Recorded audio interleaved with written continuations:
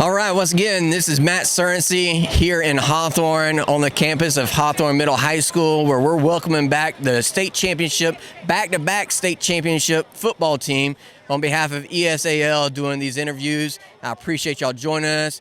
It's an honor for me to join one of actually my former players. I got to coach him in baseball, but also got to watch him play football. Him and Cornelius play football together. But now to see you back here at Hawthorne and the history that y'all have made here. Not only a state championship, which is Hawthorne history last year, but now back-to-back state championships, which is a first in all of Alachua County. How does that make you feel?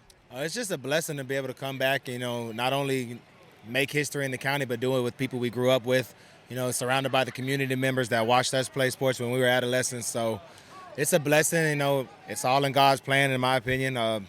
I've been coaching football for 14 years, but it took Cornelius giving me a call to come back and, kind of team up with him and, him and the staff he already had in place. We brought some other pieces along, but it just shows what a committed staff that stays together. Like for the last 4 years, we have zero coaching turnover. We have the same guys coming in, week out, putting in the work. We buy in as a staff. It's a real bond. The kids see it, and it kind of all feeds into it. But to be a part of history, to make history that's never been done in Alachua County, it's a huge feeling, and I think it's going to take a couple of days for me to really understand how much of a legacy we've made so far. Well, and from different perspectives. So not only are you the defensive coordinator, but you're also the athletic director. Yes, but you're also an alumni. Yes, sir. So how does that, being as an athletic director and seeing your programs thrive with basketball, girls basketball, boys basketball, football, all these programs, softball coming along, they're all starting to change around. As an athletic director and administrator, how does that make you feel? I think as an athletic director, you want every single sport that you have on your campus to be a competitive sport that has a chance to compete for championships. And, basketball for the longest has always been, at the top of the state of Florida. Football, we've had our waves, and I think now we're back there to being at the top. But like you said, you mentioned softball. They're competing in the district. They're having a heck of a season. They're turning stuff around lately. Volleyball's competing. They made the playoffs for the first time ever. It's just a great feeling to see all of our programs, like, not just one program taking the next step, but all of them working hard to all achieve the same success, And to be honest, the kids, the student athletes are hungry. They want to compete. They want to be better than the next sport, which I understand. Like, same thing with me. Like, they don't want to be the sport that's the bottom of the bottom as far as wins or how far they get in the postseason. So it's just, I'm going to keep saying blessed. It's just a blessing, honestly, to have so many student athletes and so many coaches committed to the cause. And we're turning it around, and we're proving everyone that said we couldn't do it, we're proving them wrong, just like with hard work and dedication and a committed group, what they can do. Exactly. And now, all season long, and really the past two seasons, defense has been a staple of this program. You lost all those guys last year and had all these young guys stepping up. How do y'all do that?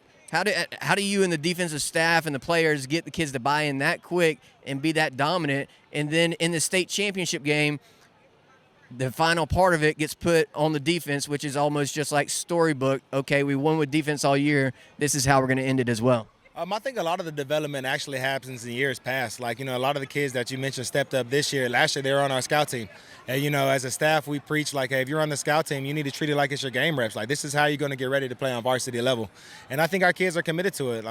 For example, Gent, who scored the game-winning touchdown, he spent 2 years basically on our practice squad, getting in the games every now and then. But never did once did he hang his head, did he sulk. He put in the work every single day and, showed up. Never complained, made the play. He's been very coachable. At the same time, then you look at that same play, Peter Finn causes the fumble. And Peter is a kid who came here, first year here, hurts his knee playing out of position on the offensive line, never once pouted, embraced the training, embraced the rehab, and came back and is always a yes sir, no sir kid. And just showed up, you keep hearing God's will and everything's meant to be, but I believe it's meant to be because at the same time, especially in this nowadays, in this era, if a kid doesn't get what they want, they'll leave to go to another program.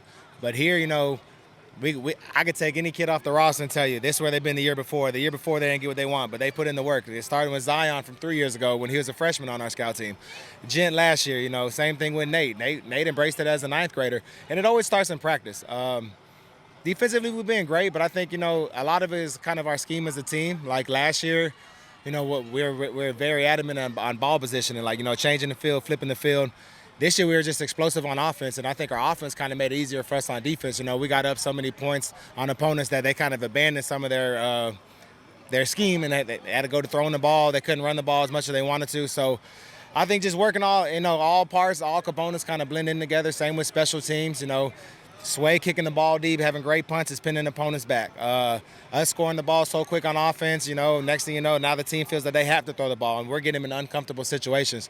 So really, out of a 37-man roster, just 37 people buying in with all the coaches as well, and fun things happen. Well, Coach Dustin Adkins, Athletic Director Dustin Adkins, Alumni Dustin Adkins, it's amazing to watch your energy and passion down there. You're very calm during the interview here, but we can see you getting fired up, and we appreciate seeing that because your passion, it spreads throughout the kids. So you're going to have to either get more fingers, longer fingers, or maybe a necklace or something to carry all these different rings from different sports. I'll go to the toes if I have to. There we go. No problem to have. All right. Well, thank y'all for joining us, and congratulations, Dustin Atkins, state champion, Yes, sir. two-time defending. I appreciate it. All Yes, right, sir. thank you. Thank you.